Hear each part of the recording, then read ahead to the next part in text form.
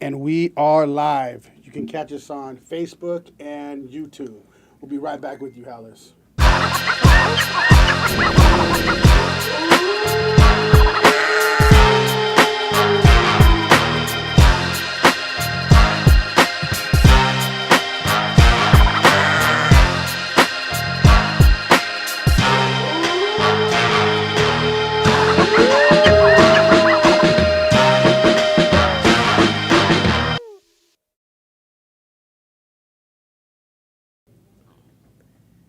Howls over Baaz. I'm Ronnie Adams. And I'm Jacob Casas. And this episode is called Woof. And we got a special guest today that flew all the way from Dallas, Texas. Houston. Dang. Get it right. H-Town. My bad. H-Town. Not Houston, Texas. Sorry, I couldn't let that one go. Houston, Texas. We appreciate you coming all the way out here. Why don't you introduce yourself to the people, to all the howlers watching? All right. Hello. Thank y'all for being here. My name's Amanda Burke. I'm from Houston, Texas, and I am the proud owner and founder of Raise the Woof Dog Training. Woof, woof, woof. Raise the wolf. Yes. God, I love that name. That coincides with everything we do. Right. Right? Loving I that love it. name. Loving that name. Thank you. So tell us a little bit about that. Okay. About your business. Sure.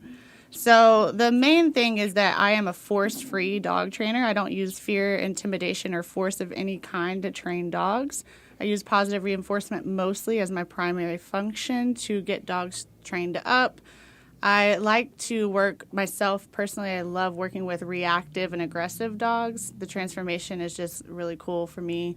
It also is like where I came from. I worked in the shelters. I started out in shelters working with dogs. So the dogs in the shelters are usually the reactive, aggressive dogs that have been surrendered or that were never a pet before. So that's my favorite dogs to work with. So you don't work with a lot of like dogs that are like angry and already like been through some stuff. You work with some of those dogs too? Or? Absolutely. That's our specialty. Yeah, that's your my specialty. specialty. Yeah, that's what I prefer to work with. So is it harder to work with those dogs, like being more not forceful, I guess, because you said you do it more of like a chill way to kind of. Right.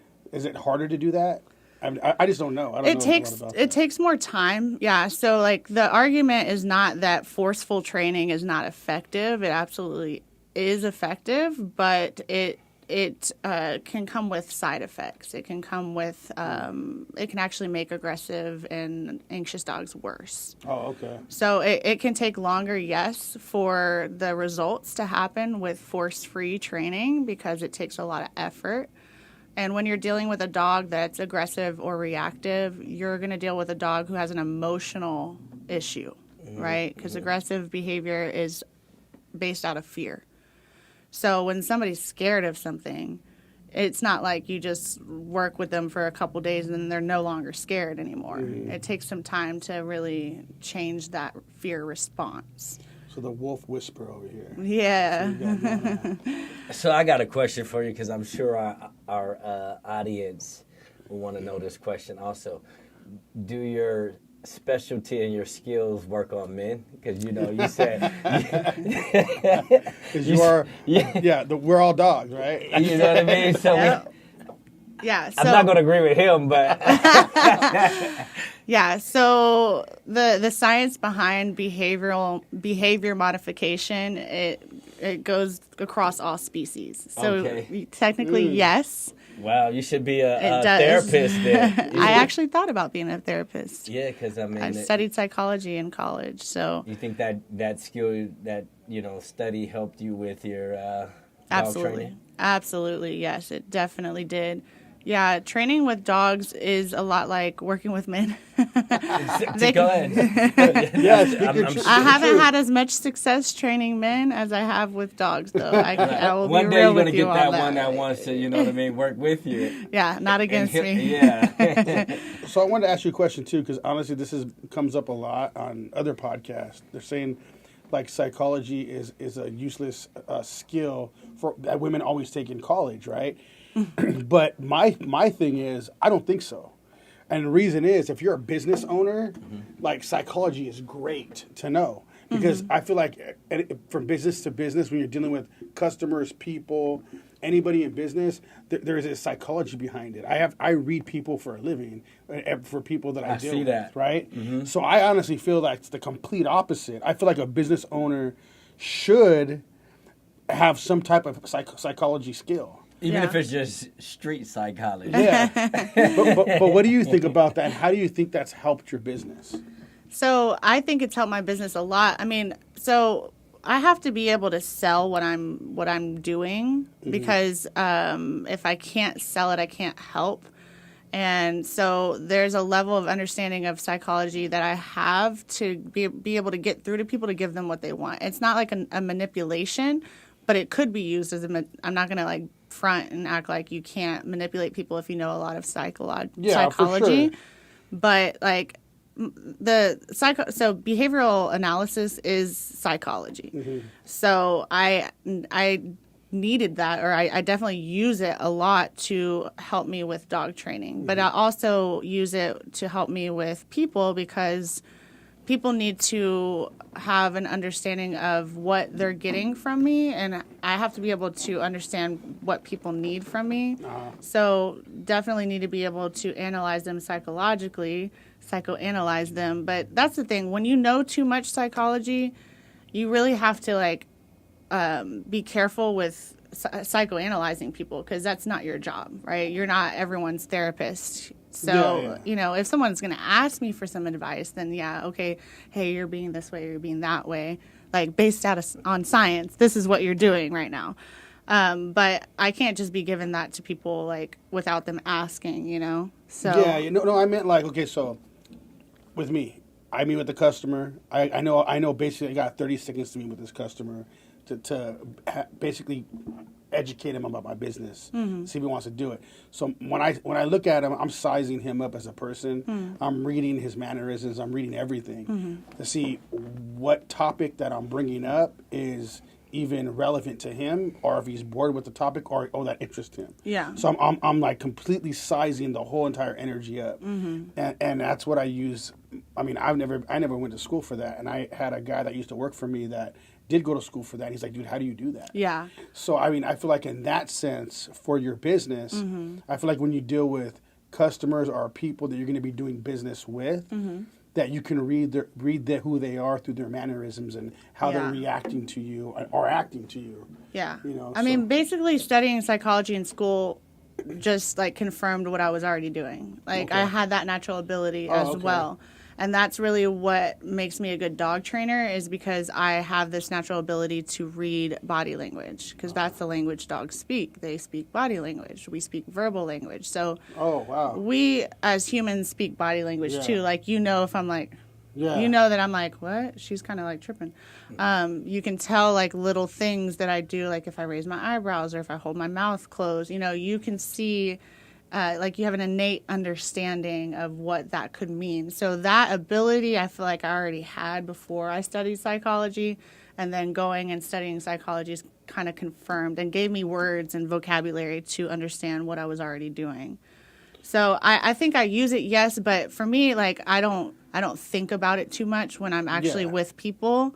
Because that's not what I'm there to do, is like analyze them. I'm there to be a human being interacting with another human being, because we're dealing with their babies. These are, you know, a lot of people these days are having less children and having more dogs and treating their dogs like their babies. So when you're training these dogs, are the owners there also getting the training hands-on too, so they can learn while they're at home? Yeah.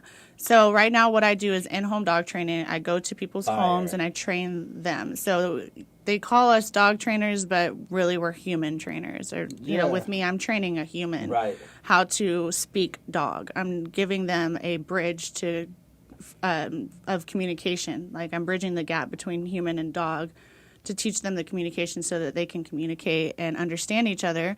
Because without communication, you cannot teach. If your dog cannot understand you and you cannot understand your dog, then you can't teach them anything and they can't learn anything from you. Right. And how long you been doing this for? So I've been a dog trainer for 7 years, and I've had my business for 2 years. Okay.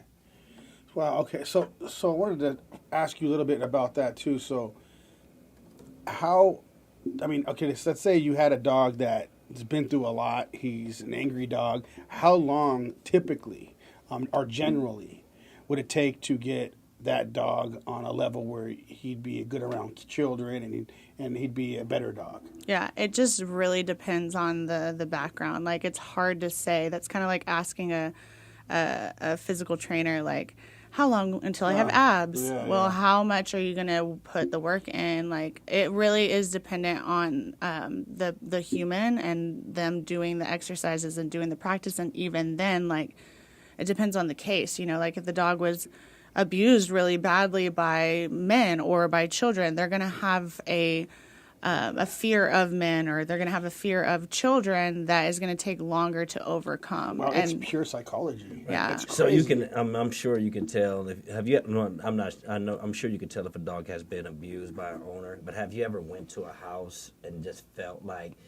I can't train your dog, or because he's been abused? I know you're a professional and you can't train every dog, but have you felt like, dang, this dog's been abused? What happened? Yeah. Like, have you ever been Like to by a house? that owner, you mean the owner that's there? or who's abused this dog? Like, have you got to a house Yeah. and felt like, damn, you know what I mean? This dog is messed up because somebody has abused this dog so bad to where, I don't know whether to look at the owner or, I don't know whether. Like, who do I blame for Who this? do I blame for this? Yeah, so it can be hard to tell sometimes because reactivity can be either like a lack of experience or a bad experience. So socialization, when people think of socializing their dog, they may think of only socializing their dog to other humans or to other dogs.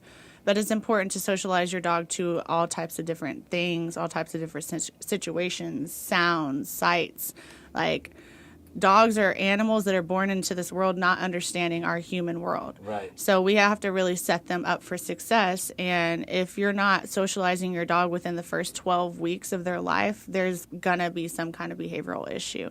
So to answer your question about, like, going to a house and be like, I can't train this dog, it's never been like that for me as far as the dog is concerned. But there have been people that I've been like, I can't train with this person because they're not, either they're too stuck in their understanding of how it works that they are not able to, they're not teachable.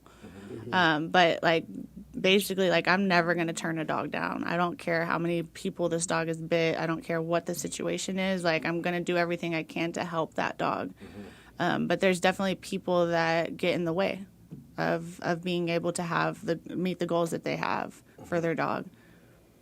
Okay. Wow. Before we go more about, into to your business, I want to go back a little bit about your life. Sure. And where did it start, so you obviously grew up in Houston, right? Yeah, I did. Now, what was your dreams and aspirations? Is it obvious? I mean, you got a little accent. A little bit? But you still got a little, almost a little Arizona, California in you, too. Really? Yeah. Well, so my family is from Pennsylvania. Okay. So my mom's side of the family is from Pennsylvania, and then my dad's side is from Texas, from Houston, or outside of Houston.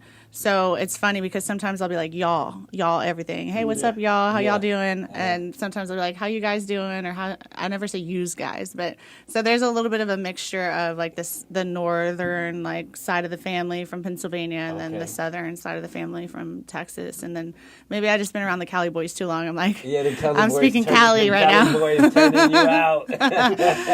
Be careful. I'm not that easy. I don't switch that quick. I got the Texas ingrained in me. But I was born and raised in Texas. My mom moved to Texas when she was 12. Okay. My grandpa came down here not here. We're in California. They moved to Texas From Pennsylvania? from Pennsylvania Okay. because he got a job with NASA. Nice. So that's how they came down. She was 12. Her and my dad met at a state park. She was trying to steal a beer from their cooler. So my dad was there camping with his dad.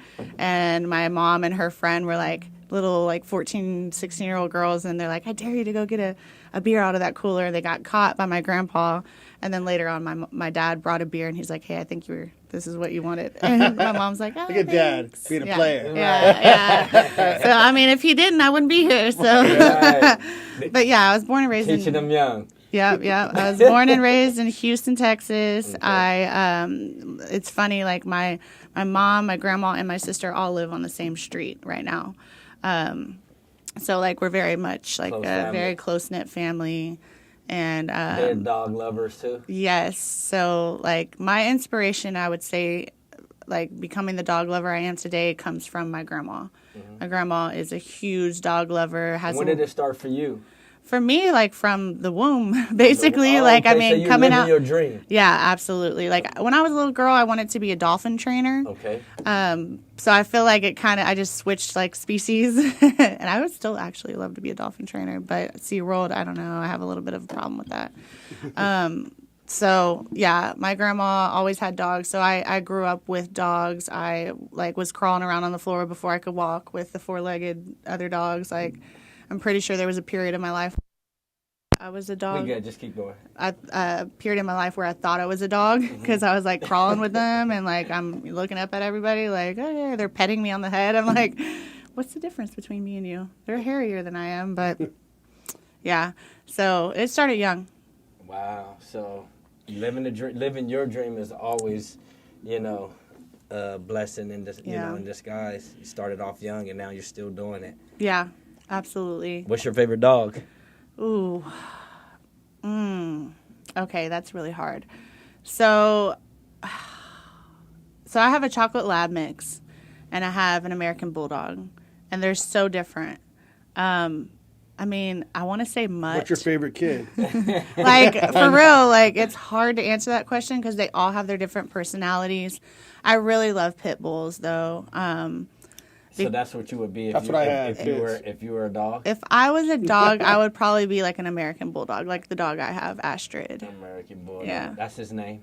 Her name, it's Astrid. Astrid. Yeah, Astrid. Astrid. Wow, you gonna miss your dog. I miss her a lot. Already? She's with my mom right now. Oh, okay. Yeah, she's so cuddly. And she's just they're very cuddly, loyal dogs. And Astrid specifically is like either she's 0 or she's 60. Either she's like snoring, like she snores like a grown man.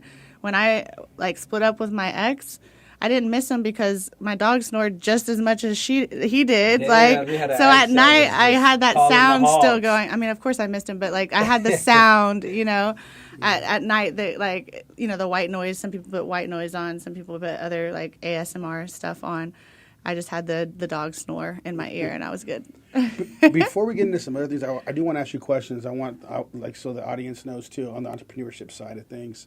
So, how lucrative is this business? Is this something that like you can franchise, like build? Like, how lucrative is this type of business? Because I've never been in the dog training world. Mm-hmm. I know nothing about that kind of business. Yeah. But after you said that people are having more dogs than kids now, it sounds like it'd be a very lucrative business. But I kind of want to just talk about that a little bit.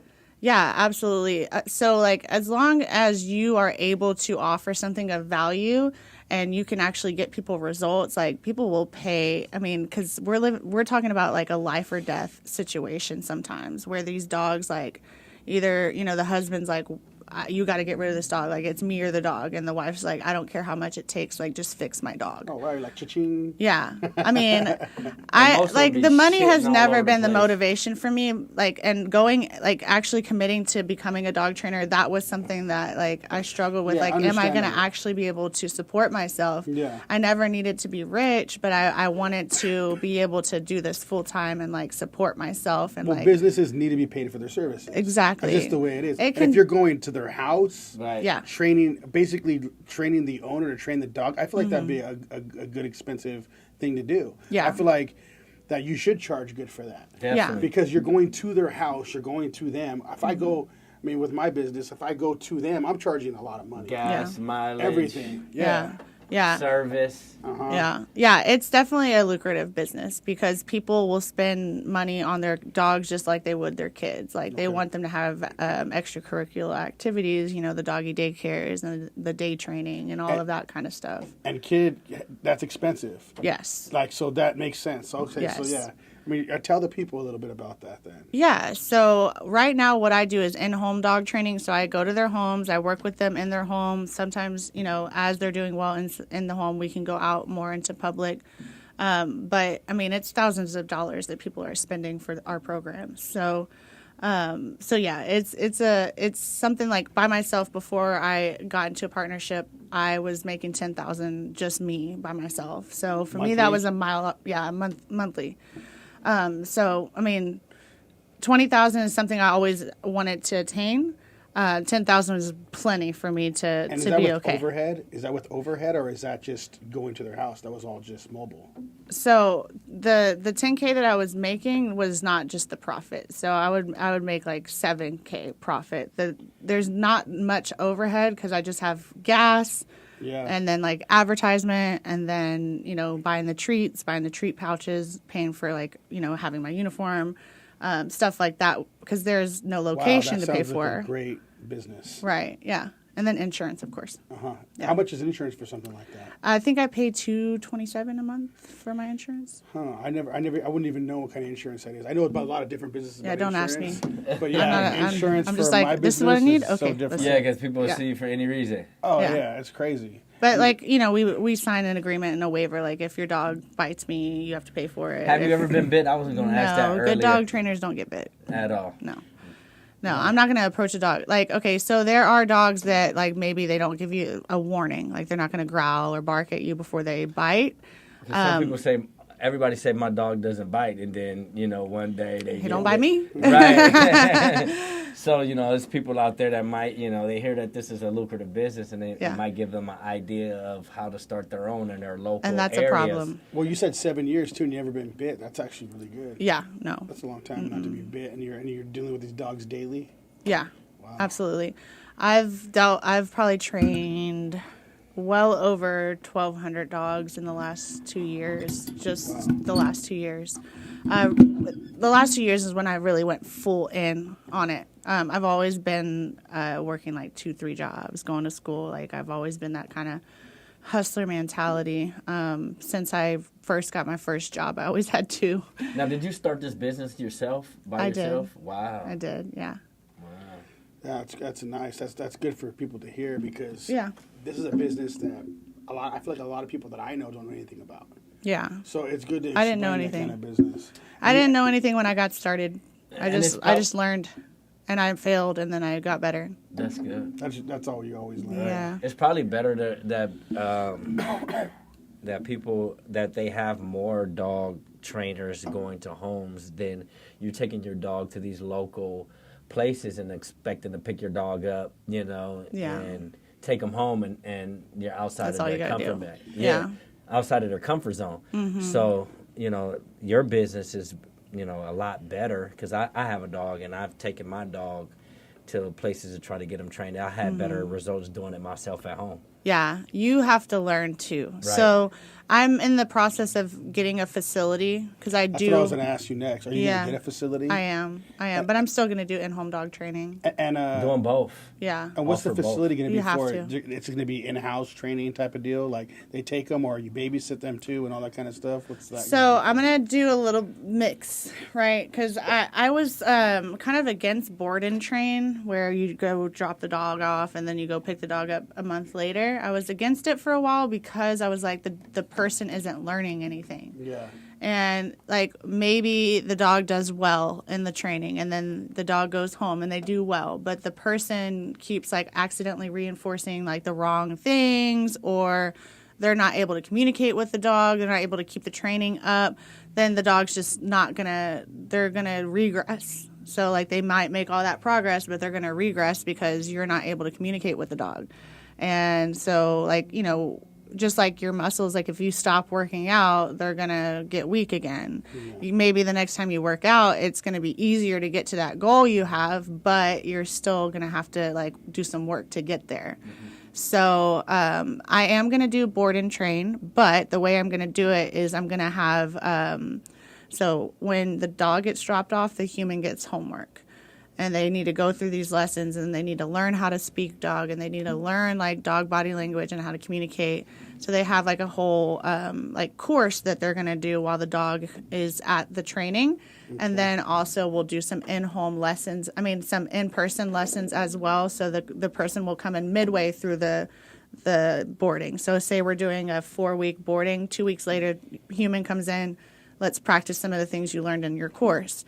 Okay, now we have 2 more weeks before your dog graduates from the program. You're giving all your game away. Yeah. Yeah, but Well, they're gonna do it anyways. okay, that's the problem, though. Like, no, that's fine. So this is how I look at it. This is how I look at it. I want to help more people. Yeah, like, definitely, that's good. No, that's but good. what's businesses? I mean, they're a small percentage of the world. People that own businesses. Yeah. And you can, I know you can give your game out. Even mine. But my they don't business, do it like they you will do. never do it though. They won't even No. do it. No. They don't even have. They'll be like, oh, this is great, and they'll watch it, and they'll never actually do it. Right. So I feel like it's Yeah. good, like for the people to still, you're still educating them. Yeah. And the people that are saying, oh, I'm going to steal this, and they ain't going to do it anyways.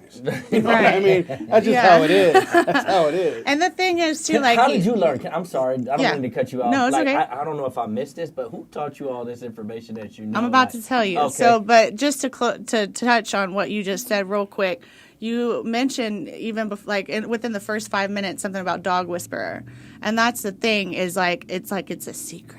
Like no one wants to talk about how we do it, and I'm like, no, like y'all need to know because there's dogs out there who are losing their lives because they have behavioral issues that could have easily been corrected. Okay, yeah. So like as far as giving my game up, like it's not gonna hurt me. It's not like like you said, they're still gonna need me. And how I learned, so like I mentioned before, I already had kind of an innate understanding of how to communicate with dogs, whether that was just a gift I was born with or if it was because I was with dogs from such a young age or because my interest was so much into them. I had just an understanding that that I was able to just hone that skill. But when I realized, okay, I want to get into this, like I actually want to learn the psychology and the science behind it, I reached out to like every dog trainer I could find on Google in Houston. And I was like, here's the deal. My name is Amanda Burke. I want to be a dog trainer and I want to learn from the best. Like, can you take me under your wing and teach me? And eventually I found a mentor, and the mentor took me under her wing. I learned like everything from her. I learned what books to read. I learned the science behind it. We worked together for about 3 years, and then I went off on my own. Okay. Nice. Yeah. Nice. So working with dogs, reading. It's like in your soul. It's like it's in you. That's who you are. Like so you're doing what you love to do. It makes so much sense now. Like I struggled for a while to figure out what I wanted to do. I always knew I wanted to work with animals, but like at one point I was like, will I be a vet? Will I do like shelter work? Like it was meant to happen. I just didn't know how. And now looking back, it's like I always wanted to help people and I always loved dogs, and I just put the two together and I'm like, oh, dog trainer. It makes so much sense now. I think we really needed to get into what you do on that aspect because I feel like a lot of people didn't know. So I'm really glad we went over that. Yeah. But I want to start diving into you as an entrepreneur a little more about who you are and your entrepreneurship side. And basically that lays out the foundation for who you are. Okay. So I want to dive into this. So, I mean, every we always do this with Howls over Baaz. There's a list of qualities that brings out a leader in a person, an entrepreneur, somebody that, I mean, I don't know how many people do you have working for you too. Is it just you right now? So I just got a business partner that has been blowing me up with like a team, right? So it's not just me anymore. I have an assistant, I have a sales director, I have 3 other salespeople, I have 2 other dog trainers, I have an admin person. So we're like at 10 now. And right now, as we speak, I have some people like basically do or die fighting for the position of sales manager.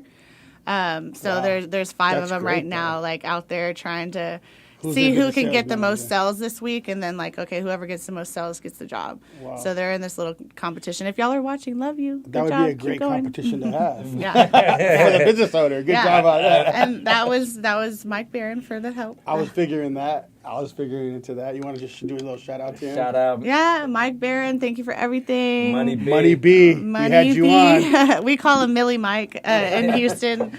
Millie Mike? Yeah, my friend just came up with the name. So he's guided me along the way. Like I said, he's helped me get a team of people. He's given me the organizational skills. So like anyone that's trying to get like maybe like it's a one woman show, like they're running a business, it's just them and they're really trying to like scale their business, like find a mentor that already is doing it or find someone that's already done what you're doing and just learn from them. Like, that's a big deal. I mean, I've always been Invest told a mentor. We talk about that all the time. Yeah, finding a mentor to help you with what you do. I had a mentor for a while, and it's always good to have a mentor that you can respect and that honestly, you always want somebody better than you. If you're not working with somebody better than you, then you're going to stay in the same place or you're going to fail. Just the way it is. Yeah, know? like if you're the smartest one sitting at the table, you're not going to get smarter. That's not good. Yeah. Let's dive into this now. Okay.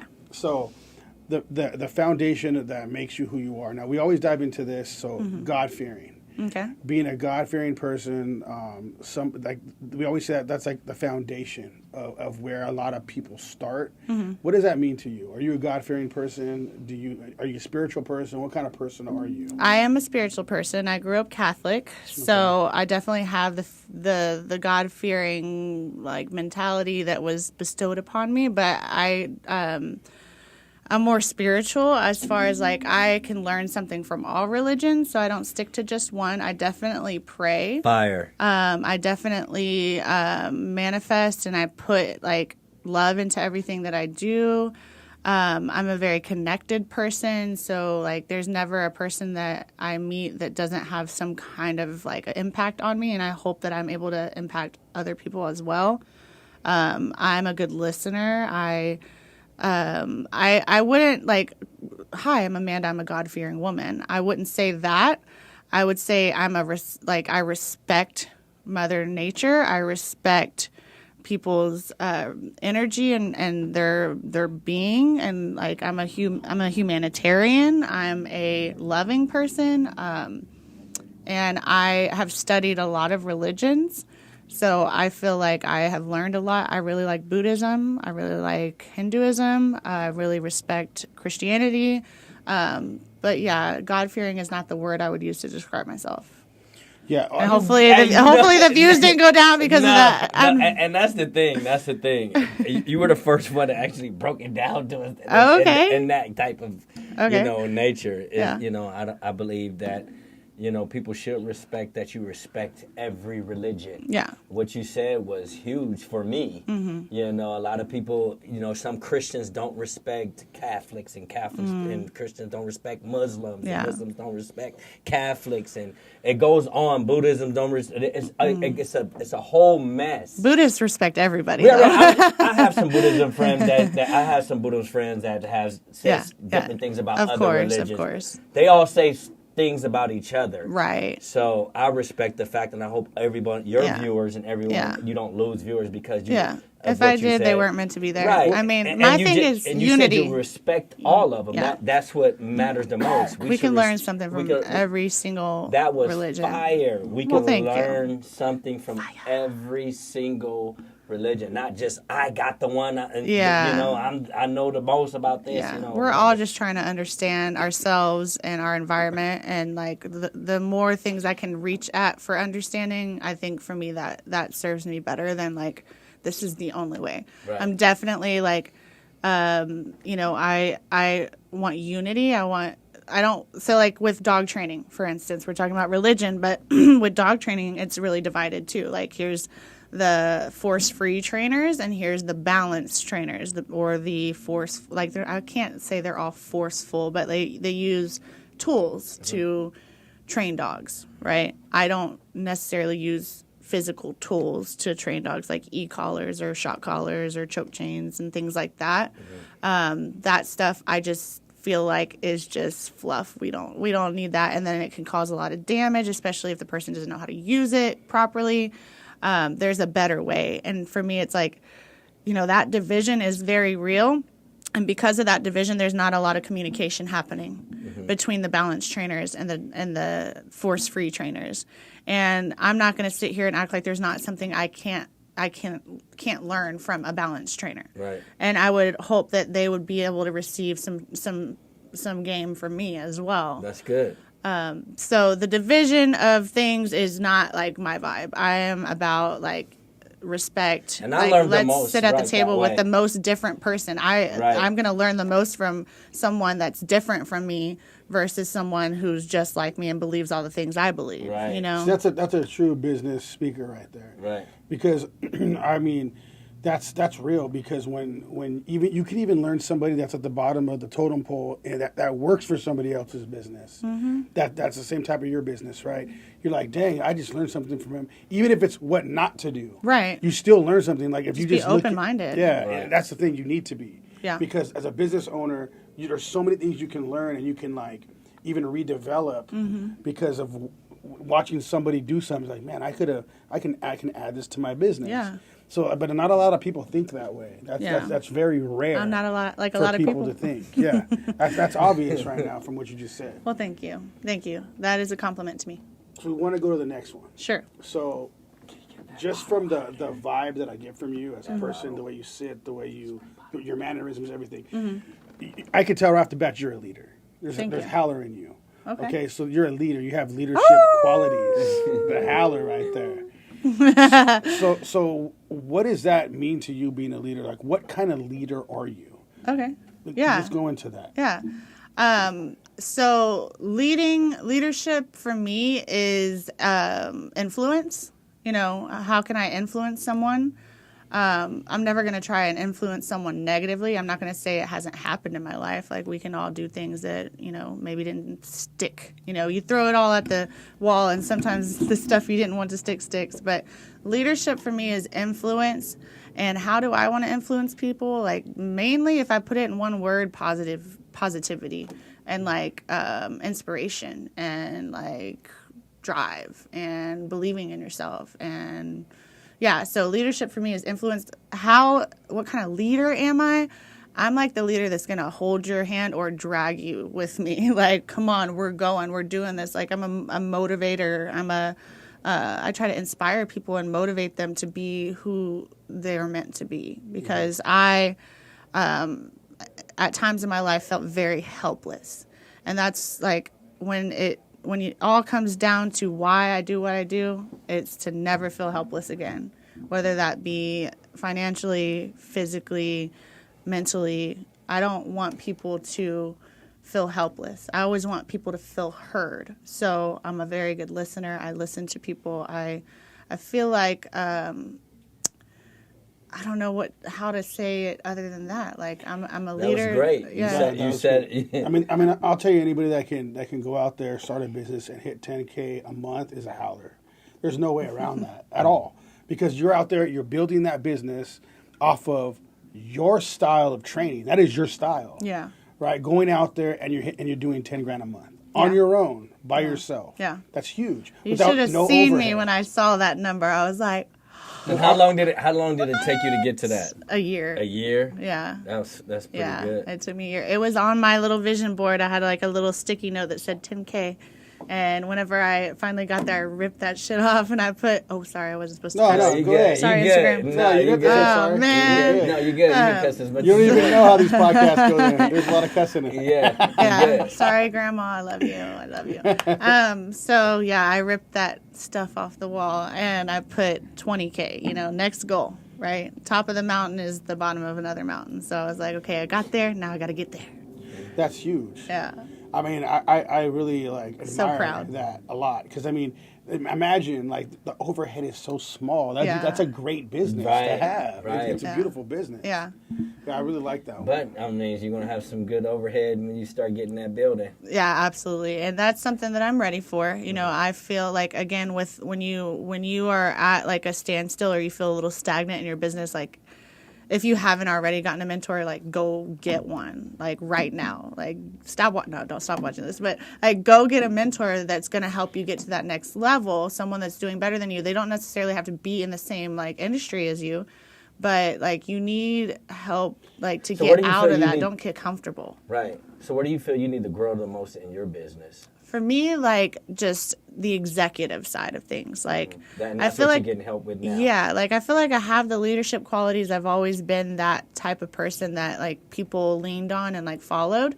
But like the executive, like how to be the like boss lady, you boss. know? Without training anymore. balls. most likely. Yeah, like I'm switching out of the like owner operator into the CEO. Yeah, and that's different. Yeah. Because when you switch out of that, you gotta learn to kind of let go. Yeah. Because It's you hard. can't. You're not gonna be And able to. trust. You gotta put it like this: Very at hard. some point, if you're still doing dog training, you're losing money other places. Right. So you're gonna have to learn that as a business owner. Like Yeah. at some point, you got to step away from the dog training part because now you're doing a whole different type of thing. Yeah. You know what I mean? And you have your people in place doing that. Right. You're training those people. You might be training a class full of people Yeah. to do your dog training for you. And then you got to move away from that. And it's just going to keep going Right. up the ladder. Yeah, and that's the vision is like my big vision is to change the industry. Like I want everyone to be force-free dog trainers. And I never heard of that. That's our first time. So I think that's cool. And it's working is what makes it even cooler. Yeah. It's a whole different type of vibe that Right. I've never seen. And one thing that's good about your field is that most people that's going to come to your field is really going to love it. Yeah.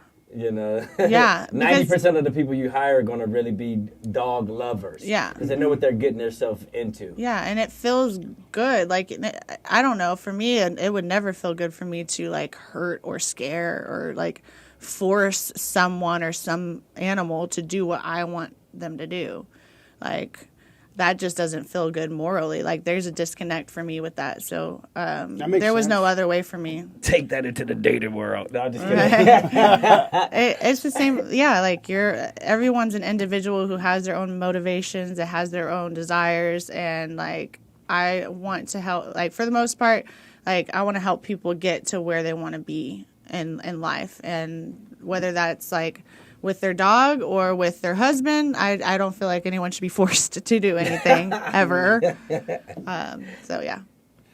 So I wanted to get a little bit more deeper into things. Okay, so being an entrepreneur, we know that a lot of them go through self-sacrificing. They have to self-sacrifice. There's no way Yes. that they didn't give up something to do what they do, whether it's pride, money, family. I mean, there's just so many things like that people Personal give time, up. yeah. Personal time with people, family, whatever.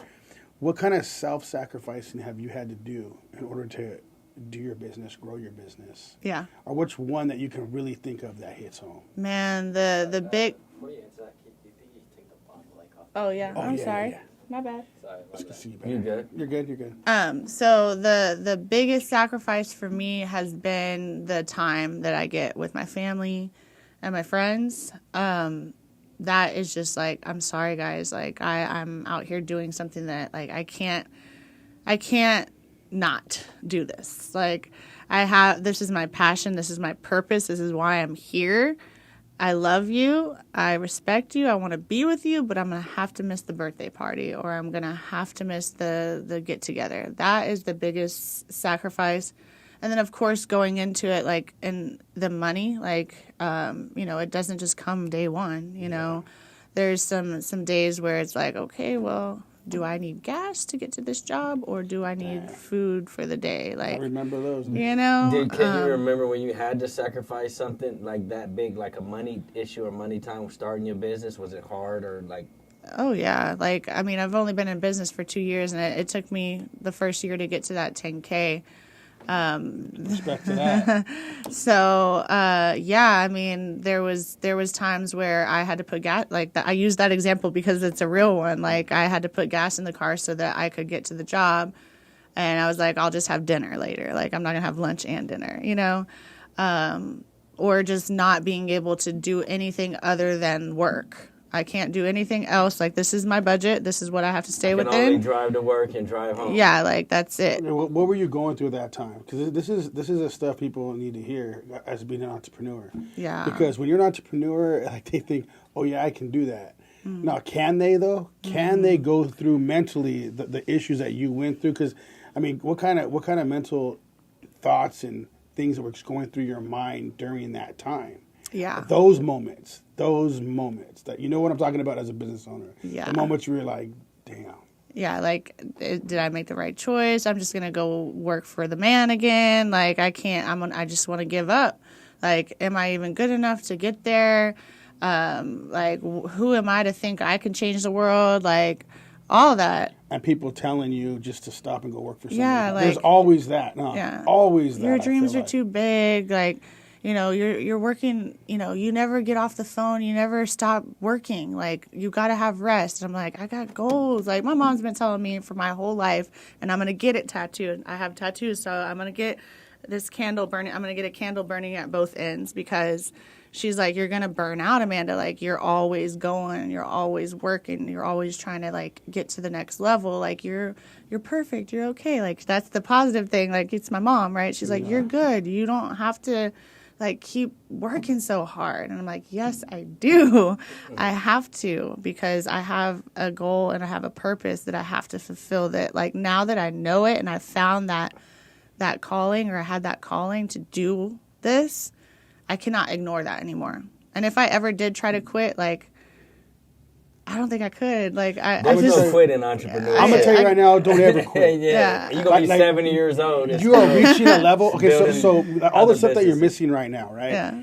There'll be a time that they're still missing stuff, and you're chilling. You can go on vacation, do things, be at more family parties, and all this stuff. And you have people taking care of this. For you. There'll be a time for that. Yes. Right? But at the same time, you're making yourself different as a different. You see the world through a different lens than they do as an entrepreneur. So you literally see the world differently. The way you do things, the way you move, the way you deal with people.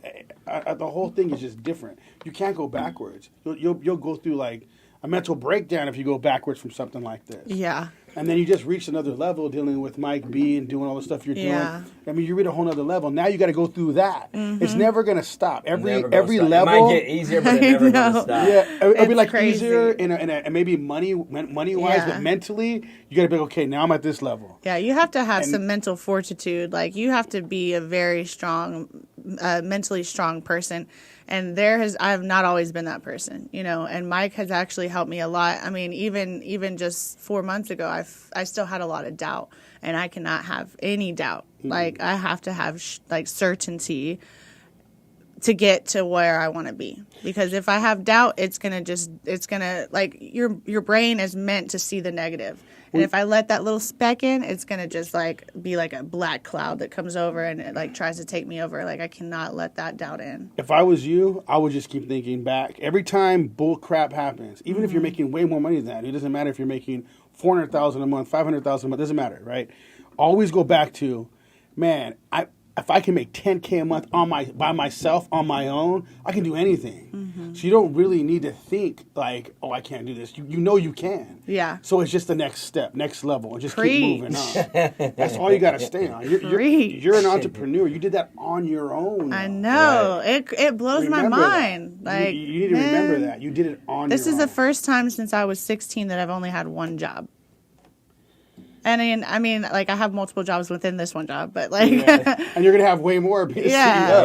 Like- It don't stop. and I'm ready. Like, let's go. Come at me, bro. Like, I got Yeah. this. I feel like I have, and I'm making this team that I always dreamed of having. And this, like, not only is it a team, but it's people that, like, I'm so happy to be around and proud of, and like seeing their growth and like learning and being open. You have to be open. Like, you can't act like you know everything, because then you won't learn anything more than what you do know.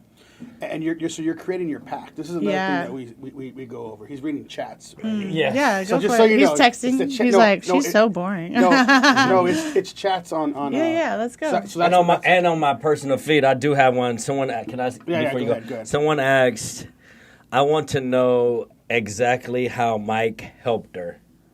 Okay, okay. So we have someone in the chat. Okay. They want to know, how did Mike Barron? How did he help you? Okay. Yeah, so Mike, I have not only the mentorship side of things with him, like the mindset mentorship has been like the most helpful for me. Fire. Like getting into the right state of mind. And what I found out was like looking at every single person who is successful, they have like impenetrable mental like mindset. Like they have strong mental clarity, they have routine, they have like an unwavering self-respect. And so for me, like the most helpful thing I've gotten from Mike is that mental mentorship, where it's like your money and like your income and your business are only going to grow as much as you do.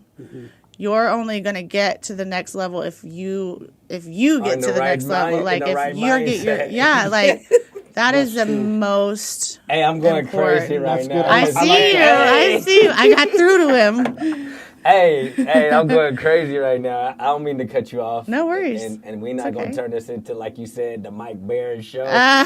But we had the pleasure to go out to one of his location in San Diego. We had the event. We put on the event, and he invited us out, and we got to, fellowship and talk to a few of his, employees, and their mindset, is what I believe that everyone should have. They're ready to go. They're ready to go. And the way they speak, the way they talk about business, the way they conduct themselves in their mental mindset and how they operate, Like fully embody it. Boom. Yeah. Well, regardless, at the end of the day, they're going to sell somebody. They're going to get something. Right. They're pushing. As long as you're pushing it and you come off charismatic, you're going to get it. And that's great for business, Yeah. So that mindset. That's the biggest thing for me. Like, to answer that person's question, the biggest help that Mike has been is the mindset clarity and getting that strength of mind. And that's hard to do. That's why that's another thing. So we're big on surrounding yourself with the right pack. Right. So when it's a network, right? It's your network. Your tribe. But at the same, So we Howls over Baaz, we call it a pack. It's That's what we call it too. Yeah, and it's your network of people that you do business with, you move with. If you have an issue, you call them, and they're not gonna tell you just quit, give it up. It's done. Or they'll say, hey. Even you can trust this person. I think you need to look into this person a little more, or just different things, right?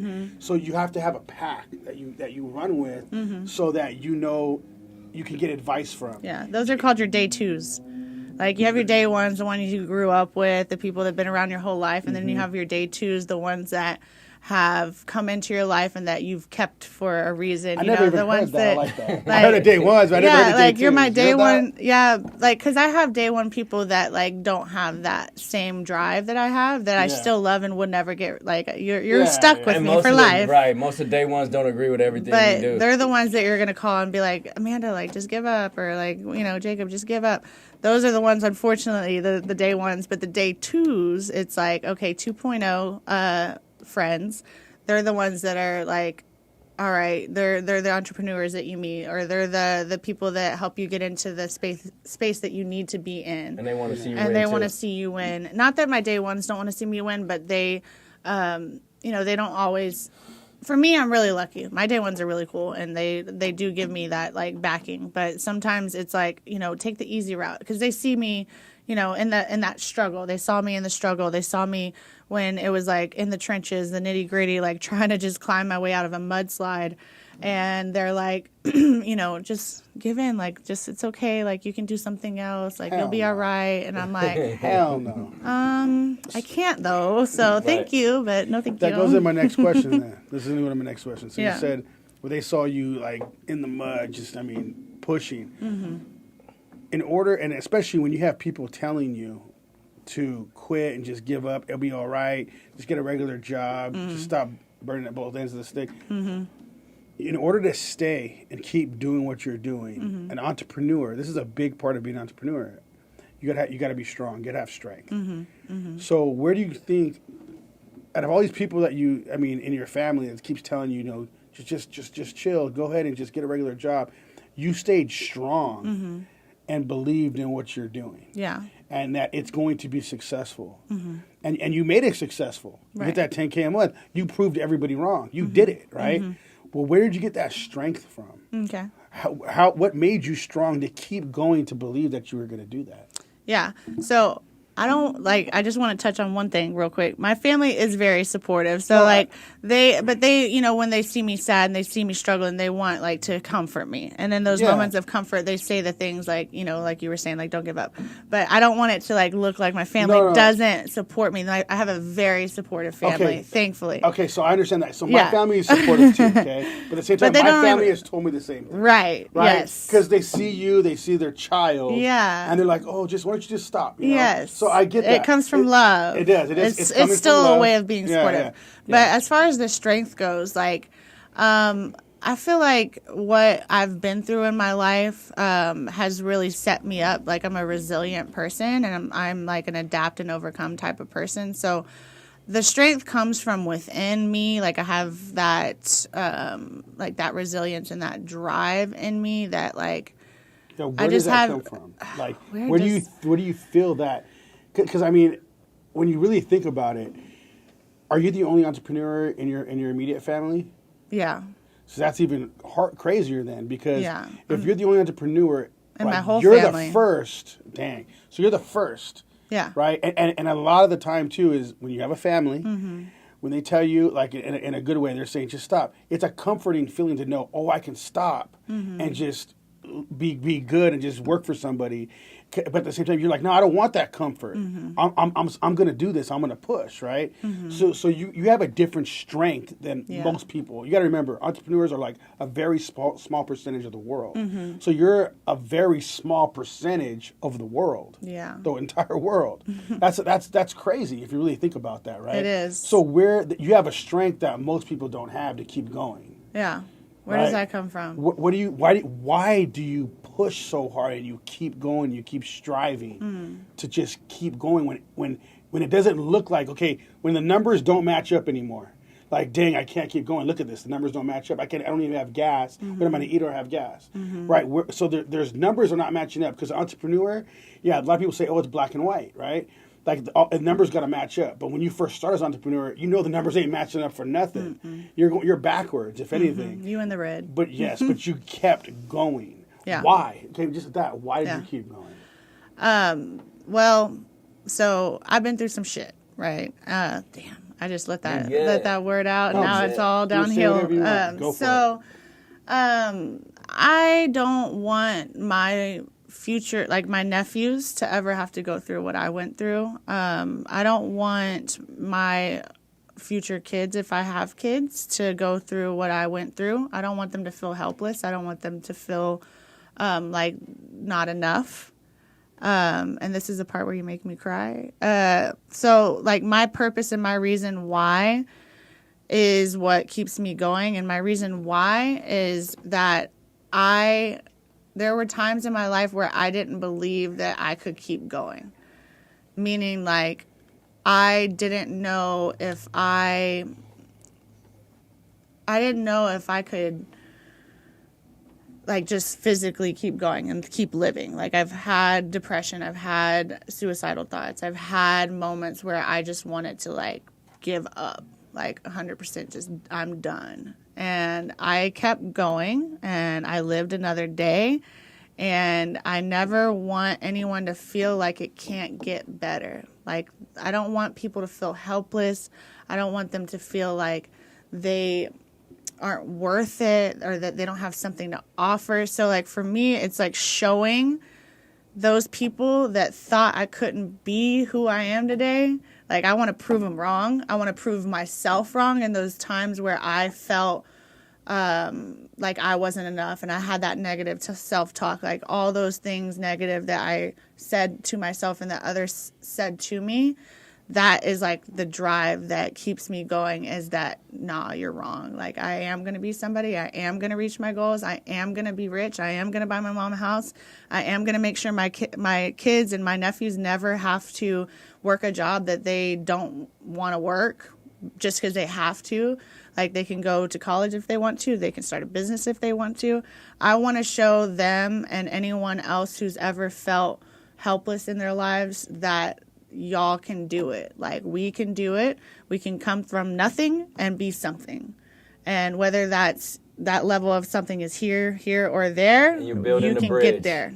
And yeah, so for me too, like, when it comes to animals and dogs, like, we have you go to the zoo and you look at animals and you're in awe and you're like, holy crap, like, look at that lion or look at that tiger or that bear or, like, that penguin, whatever it is, like, wow, look how it moves through the water. Or, wow, like, it's huge. That's a level of respect and, like, just admiration. I want people to come back to that when it comes to dogs. Like, these are animals that, like, they can communicate with us. We can communicate with them. We're able to like feel comforted by them. They can have, there's people that are blind out there or that have seizures or that have PTSD that are being saved literally every single day by these animals that we want to put on a chain in a backyard, like, or put in a kennel in a shelter, or just drive past, like, while they're out there strays on the street that need a home. Like, y'all just drive past it like it's nothing. Like, people are too desensitized to the fact that these are literal animals that can change people's lives. Whether it's emotionally or physically or whatever it is. I just want to bring people back to like that level of respect that they should have for animals, specifically dogs. Well, it sounds like to me like your business and your business as a whole, even what you do, it's all part of your strength. So even working with the dogs, I feel like that strengthens you to be a good entrepreneur. Yeah. So that's kind of a cool thing because I don't think a lot of entrepreneurs have that, get that opportunity for the actual business side of things to give you that feeling of an entrepreneur. You know, like where I'm doing this for them and us and just being part of that. That's cool. I like that. And those people is like who maybe couldn't have like kept their dog, or like just the look on their faces when they have that like aha moment and they're like, wow, like this is the dog that I wanted this whole time, or like I never thought they could do that. That also just like thinking of my clients and the things that we've overcome together, I think that also helps with driving me and giving me that strength. Yeah, I like that. Do you have any more chats then? No. Okay. We do. We got a couple more, but they're okay. What do you want to throw them out there or not? No. No. Okay. All right, then we're good. So we are running out of time. Okay. I really wanted to dive into some more stuff, but we are running out of time. I do want to ask you one question though. One last question.